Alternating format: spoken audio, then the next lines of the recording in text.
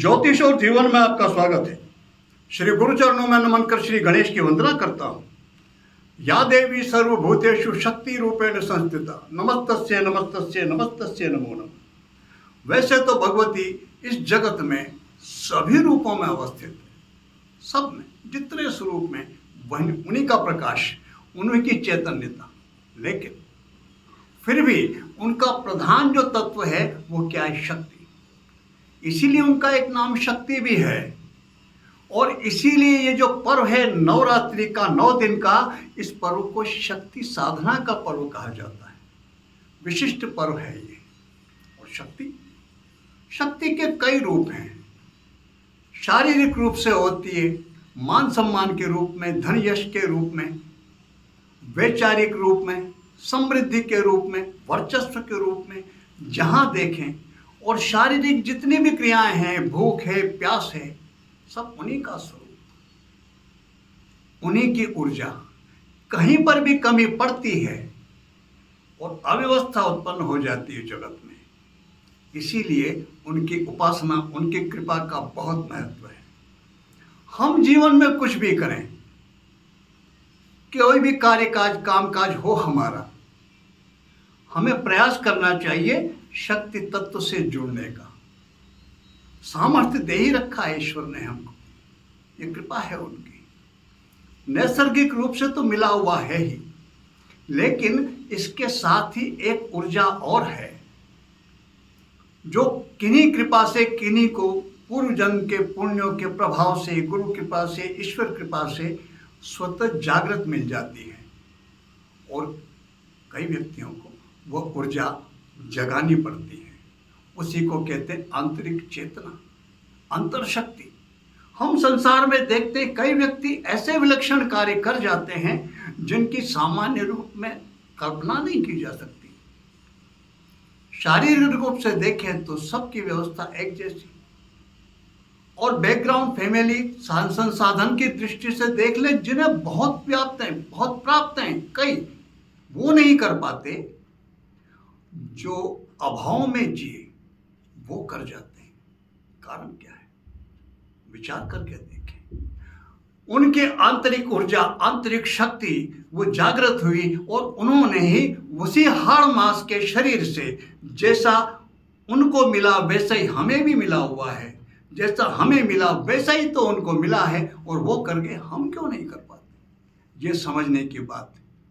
इसलिए हमको ये जो नवरात्र 9 दिन का पर्व आता है, इसे जगाने का प्रयास करना चाहिए, अपनी आंतरिक चेतना को।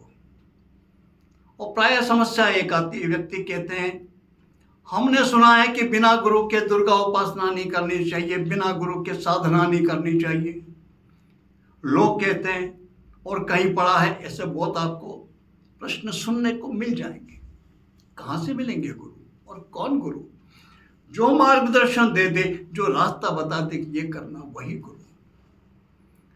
प्रारंभिक जो अवस्था है किसी भी क्षेत्र की, ABCD, वो तो स्वयं सीखनी होती है। कोई व्यक्ति ये चाहे कि मैं ABCD सीखने का प्रयास भी अपनी तरफ से ना करूं, और कोई ग्रामर का प्रोफेसर मुझे आकर के सीधा ही शेक्सपियर को, बायरन को पढ़ाए, कैसे संभव है? असंभव है। तो जो ये सोचते हैं कि कोई गुरु नियम साधना करें कैसे, मैं कई वीडियो में बोल चुका हूं। हमें केवल भगवती की कृपा या फिर किसी भी देवता की उपासना करें, किसकी भी, आदि गुरु भगवान शिव। मार्गदर्शन तो कहीं से भी मिल सकता है, वहां से लें और भगवान शिव को, हम उन्हीं को गुरु मान करके उपासना प्रारंभ करें। तो ये 9 दिन होते हैं शक्ति साधना के। इन 9 दिनों में भगवती के 9 स्वरूपों का पूजन होता है। 9 स्वरूप हैं उनके।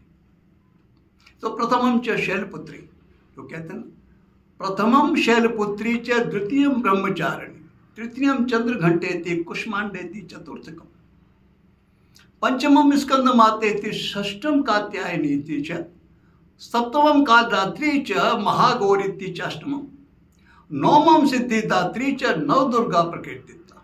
ये जो कहा है, हम इस पर ध्यान दें तो क्या आया है इसमें? इसमें आया है नव दुर्गा, वो सिद्धिदात्री है। ये जो नवमम सिद्धिदात्री जो देवी है, नवम दिन है, सिद्धिदात्री जिनका नाम है वो 9वें दिन है। वो 8 दिन की तपस्या करने के बाद 9वें दिन सिद्धि प्राप्त होती है। 9 दिन 8 दिन तपने के बाद फिर भगवती की कृपा, सिद्धि जिसको बोलते हैं, कार्य सिद्धि, वो तब मिलती है। और विडंबना क्या है, कमी कहाँ है? व्यक्ति चाहता है कि पहले दिन ही, करने से पहले ही, यह पूछता है ये मंत्र कितने दिन में सिद्ध हो जाएगा, कितने दिन करना पड़ेगा। किसी को कह दो भाई ऐसा करो, भगवान शिव के ऊपर दही और जल मिला करके मिश्रित पूर्व में उत्तर में मुंह करके चढ़ाओ, भगवान शिव की कृपा प्राप्त होती है। शुरू करेंगे नहीं, उससे पहले ही पूछेंगे कितने दिन करना पड़ेगा। पड़ेगी कोई व्यवस्था ही नहीं है, कौन जबरदस्ती कर रहा है भाई? अगर चाहिए शिव की कृपा तो कीजिए, और जिस करने के परिणाम जब मिलना होते हैं तो फिर उसको व्यक्ति स्वयं ही नहीं छोड़ पाता। तो पहले ही ये निर्धारित करना, यही कारण बनते हैं कई बार जिनकी वजह से उपासना का जो परिणाम मिलना चाहिए वो मिलता ही नहीं। कारण लक्ष्य पर ही निगाह है, भगवती पर, इष्ट पर, देवता पर ध्यान है ही नहीं। मैं तो आपकी कृपा करने के लिए आपकी स्तुति कर रहा हूं और ये आपको समर्पित। यथा योग्यम तथा करो, जैसा उचित समझो वैसा करो। एक छोटी सी कथा, 2 संत एक वन में तपस्या करते थे। वर्षों हो गए उनको तप करते हुए। नारद जी जैसा जानते हैं हम, वो तीनों लोकों में भ्रमण करते थे। उधर से गुजरे, एक संत ने पूछा कि आप नारायण के उधर जा रहे हैं स्वर्गलोक में, प्रभु से पूछ के, भगवान नारायण से एक बार जब आए तो पूछ के आना मुझे कितने जन्म, कितना समय और लगेगा, कितने जन्म और लगेंगे भगवान नारायण की शरण प्राप्त होने, उनके चरणों में पहुंचने की कृपा प्राप्त होने। दूसरे संत दूसरे पेड़ के नीचे विराजमान, उन्होंने भी यही प्रश्न किया। जब जा रहे उनकी पूछो तो मेरी भी पूछ लेना। नारद मुनि गए, नारायण से पूछा, पूछ करके आए, गए नहीं गए, पूछा नहीं पूछा, ये तो नारद जी जाने। लेकिन थोड़े दिन बाद जब वापस फिर आए, उधर से गुजरे, तो पहले संत ने पूछा, आपने पूछा था मेरे बारे में? हाँ पूछा। और भगवान नारायण ने कहा कि अभी आपको 5 जन्मों तक और तपस्या करनी होगी, तब जाकर के आपको वैकुंठ धाम की भगवान नारायण की कृपा प्राप्त होगी। वो तो उखड़ गए, नाराज हो गए। पता नहीं कितने जन्मों से तो लगा हूं, और इस जन्म में भी मेरी करीब 50 साल से 60 साल से करीब उम्र हो गई उनका नाम स्मरण करते हुए, और अभी 5 जन्मों और, ये तो बड़ा अन्याय है। और बड़े वो कुपित और नाराज से दूसरे संत के पास पूछे, उनने पूछ लिया, मेरे बारे में पूछा। नारद मुनि ने कहा तुम्हारे बारे में भी पूछा। क्या कहा? तुम्हारे बारे में भगवान नारायण ने कहा कि जिस पेड़ के नीचे बैठ के तप कर रहे हो ना, इस पेड़ के जितने पत्ते हैं उतने जन्म और लगेंगे अभी, तब जाकर के कृपा प्राप्त होगी, तब जाके भगवान नारायण की कृपा। वो तो उठ करके खुशी के मारे नाचने लगे। उनने कहा क्या हुआ? वो तो 5 जन्मों में नाराज, तुम ये तो पत्ते तो असंख्य, तुम नाच रहे। उनने कहा प्रभु की बड़ी कृपा है, जो केवल एक पेड़ के पत्ते जितने हैं उतने जन्मों के बाद उनकी कृपा प्राप्त हो जाएगी। यह भी तो हो सकता था कि इस वन में तो और भी कितने ही पेड़ हैं, 2 पेड़, 5 पेड़ पत्ते, वो भी तो करने होते।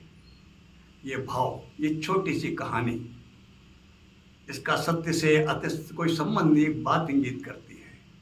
वो ये कि साधना हमको करनी है किसी भी देवता की किसी भी पर्व में, कभी भी वो करके श्रद्धा से करनी चाहिए। लक्ष्य हमारा होना चाहिए इष्ट की तरफ, उनकी कृपा की तरफ। वो जो ध्येय है हमारा, आज का जो आधुनिक शास्त्र जिसको लॉ ऑफ अट्रैक्शन कहते हैं, उसका अध्ययन करके देखें, उसमें भी आप एक बात पाएंगे। वो भी ये कहता है कि जब लक्ष्य पर ही ध्यान होता तो वो चीज प्राप्त नहीं होती। तो इस नवरात्र के पर्व में आपने अभी तक कुछ किया हो या नहीं किया हो, जो करते हैं वो तो सम्मान योग हैं। जो भी साधक है भगवती के, मैं उन सबको नमन करता हूँ। जो नहीं करते हैं वो इस बात का भ्रम, भय सब निकालें मस्तिष्क से कि कोई मार्गदर्शन देगा तभी करेंगे। प्रारंभ जिनने आज तक कुछ नहीं किया, उन्हें चाहिए कि वो नवरात्रा में भगवती की उपासना प्रारंभ करें। जो भ्रम डाल दिया गया है, थोड़ा सा भी इधर उधर हो जाए, वो बहुत शक्तिशाली, बहुत सामर्थ्यवान, बड़ी कठिन दुर्गा साधना, अहित हो जाता है, ये हो जाता है, वो हो जाता है, कुछ नहीं होगा। शर्त केवल एक, हमको उपासना करनी है उनकी कृपा प्राप्ति के लिए, स्वयं के हित साधन के लिए, किसी के भी अहित की कामना नहीं करनी। कोई भी है अहित कुछ भी नहीं होगा, कैसी त्रुटि हो जाओ, कुछ भी गलत हो जाओ। यदि कुछ किया है जो विधान से कर रहे हैं वो तो जानते ही हैं, जो प्रारंभ करना चाहते हैं उन्हें चाहिए कि आसन दीपक वगैरह जो नैवेद्य आदि के जो विधान है, मैं कई वीडियो में बता चुका हूँ, प्रारंभ भी वो करें, कुछ नहीं, कोई बात नहीं, आसन को प्रणाम करके बैठें, आचमन वगैरह कर लें, भगवती को प्रणाम करके बैठें। सबसे पहले भगवान शिव को नमन करें, वो पति हैं उनके। हर विवाहिता स्त्री चाहती मेरे पति को पहले सम्मान दिया जाए। उनको नमन करने के बाद फिर दुर्गा चालीसा का पाठ करें। 9 दिन हैं, 9 स्वरूप हैं भगवती के, हर स्वरूप के लिए एक पाठ में मुश्किल से 5 मिनट लगते हैं। 9 पाठ हर स्वरूप के लिए, 9 पाठ 9 दिन तक प्रतिदिन करें। और 9 पाठ करने के बाद फिर बटुक भैरव, ओम श्री बटुक भैरवाय नमः, बस इतना सा, ओम श्री बटुक भैरवाय नमः। वो पुत्र हैं उनके, भगवती दुर्गा वो महाशक्ति हैं, वो किसी का कोई कार्य नहीं करती, उन्हें करने की आवश्यकता भी नहीं, उनकी तो कृपा होती है, वो कृपा करती हैं। और जिन पर वो प्रसन्न होती हैं, जिन पर वो कृपा करती हैं, उनके सारे कार्यों को सिद्ध करते हैं भगवान बटुक भैरव। इसीलिए हर दुर्गा मंदिर में आपने सामने भैरव जी का चबूतरा अवश्य देखा होगा, ये कारण है। तो भगवान शिव को नमन करें, फिर दुर्गा चालीसा के पाठ करें, 9 पाठ, और बाद में फिर बटुक भैरव कि ओम श्री बटुक भैरवाय नमः, भगवान बटुक भैरव को नमन करके 5 बार, 7 बार, 11 बार ये अवश्य करके फिर उनको समर्पित कर दें कि आपकी कृपा प्राप्ति के लिए मैंने ये आपको समर्पित किया। भगवती दुर्गा में वो महाकाली, महालक्ष्मी और महासरस्वती तीनों का सम्मिलित स्वरूप है। महाकाली वर्चस्व प्रदान करती हैं, महालक्ष्मी हमारे सांसारिक जीवन के निर्वहन की व्यवस्था करती हैं, और भगवती सरस्वती वो हमें आवश्यक ज्ञान प्रदान करती हैं। सम्मिलित स्वरूप ये तीनों चाहिए, तो दुर्गा की उपासना इसलिए महत्वपूर्ण है। जो दुर्गा सप्तशती के पाठ करते हैं, पूरे नहीं कर सकते, कई बार रहता है कि इनमें से कुछ अध्याय हैं, एक 4था अध्याय और 11वां अध्याय बड़े महत्वपूर्ण है। ये एक प्रश्न है, किसी ने हमारे एक दर्शक ने किया था कि कौन से अध्याय का करना चाहिए। तो भगवती की केवल कृपा की आकांक्षा है, कोई कामना नहीं, निष्काम भाव से सब कल्याण, सब कुछ आपकी कृपा, जो आप देना चाहें वो दे, केवल आपकी कृपा चाहिए। यही यदि भाव यदि है तो 4थे अध्याय का पाठ करना चाहिए। और कोई कार्य विशेष है, उसमें कृपा चाहिए, किसी कार्य विशेष की सिद्धि के लिए भगवती के आशीर्वाद की कामना यदि हो तो फिर 11वें अध्याय का पाठ करना चाहिए। कई बार नवान मंत्र के बारे में मैं हालांकि विस्तार से बोल चुका, ओम लगना चाहिए, नहीं लगना चाहिए, नमः लगना चाहिए या नहीं लगना चाहिए, ओम गैं ह्रीं क्लीं चामुंडाय विच्चे नमः, ये उच्चारण क्या है, क्यों है, नमः क्यों है, क्या लगना चाहिए, गुरु कृपा से प्राप्त मैं ये बोला हूँ कई बार, और विस्तार से 300 से ऊपर वीडियो बहुत कुछ समझा चुका हूँ मैं। आप सुनना चाहें समझे, मैं तो जो कुछ गुरु कृपा से मुझको मिला, जो साधक हैं उनका हित हो सके, आसानी से नहीं मिलता, बहुत सब कुछ पुस्तकों में नहीं होता, इसीलिए गुरु कृपा की महत्ता होती। गुरु का यही मोल है, वो यही कर देते हैं, जो कमी है उसको पूरा कर देते हैं, इसमें ये जोड़ दो, ये गलत है, इसको छोड़ दो, यही कार्य होता है गुरु का। तो जो मुझे मिला, उनकी कृपा से जो कुछ मुझे मिला, उसी को इस चैनल के माध्यम से शुरू कर रहा हूँ, शेयर कर रहा हूँ, ताकि जो साधक हैं, जो श्रद्धा रखते हैं, जो मुमुक्षु भाव रखते हैं, उनका हित हो सके। अब फिर प्रश्न इस बात का, तो मैं किसी को भी जबरदस्ती नहीं कर रहा, इस पुस्तक में वो लिखा, उसमें वो लिखा, लोग ये कहते हैं, लोग वो कहते हैं, कोई क्या कहता है, कहाँ क्या लिखा, मुझे इस बात से कोई मतलब नहीं है। मैं जो जानता हूँ गुरु कृपा से प्राप्त हुआ वो शेयर कर रहा हूँ। आपका मन हो विश्वास कीजिए, जिसका मन हो विश्वास करे, जिसका मन हो ना हो विश्वास न करे। मैं इससे अधिक जितना मैं एक्सप्लेन कर चुका, जितना मैं समझा चुका, उससे अधिक समझा भी नहीं सकता। तो मैं चाहता हूँ कि आप अगर कुछ किया आप तक बहुत अच्छी बात है। हमको नियमित उपासना करनी चाहिए, आगे बढ़ना चाहिए। दुर्गा सप्तशती, उसमें से 7 श्लोक के प्रधान शुरू में दिए हुए हो, सप्त श्लोकी दुर्गा। जो लंबे समय से दुर्गा चालीसा का पाठ कर रहे हैं उनको फिर सप्तशती में से वो 7 श्लोक जो सप्त श्लोकी हैं वो प्रारंभ कर देना चाहिए, वो करना चाहिए। आगे तभी बढ़ेंगे ना, ये अवश्य करें। 9 दिन का समय है, इसका लाभ उठाएं। भगवती की कृपा प्राप्ति के लिए, उनकी कृपा प्राप्ति के लिए 9 दिन जितना हमसे हो सके हम समय दें। रात्रि का समय सबसे महत्वपूर्ण, सवेरे का, रात्रि का जो भी समय हम निश्चित कर सकते हैं, निर्धारित कर सकते हैं, वो करें। एक समय निश्चित कर लें 9 दिन का और उनकी उपासना करें। ध्येय होना चाहिए, आपकी कृपा चाहिए। हमें क्या पता कि हमारे लिए क्या उचित है क्या नहीं, वो ज़्यादा बेहतर जानती है। एक तरफ तो हम कहते हैं घट घट के बस, दूसरी तरफ भी हम लिस्ट रखते हैं। लिस्ट रखने की कोई आवश्यकता नहीं, उसे बेहतर पता है। कृपा प्राप्ति, भगवती की कृपा प्राप्ति के लिए उपासना करें। भगवती दुर्गा के तीनों स्वरूप महाकाली, महालक्ष्मी, महासुरती, तीनों आप सब पर कृपा करें। इसी प्रार्थना के साथ मैं आप सबको नमन करता हूँ। नमस्कार।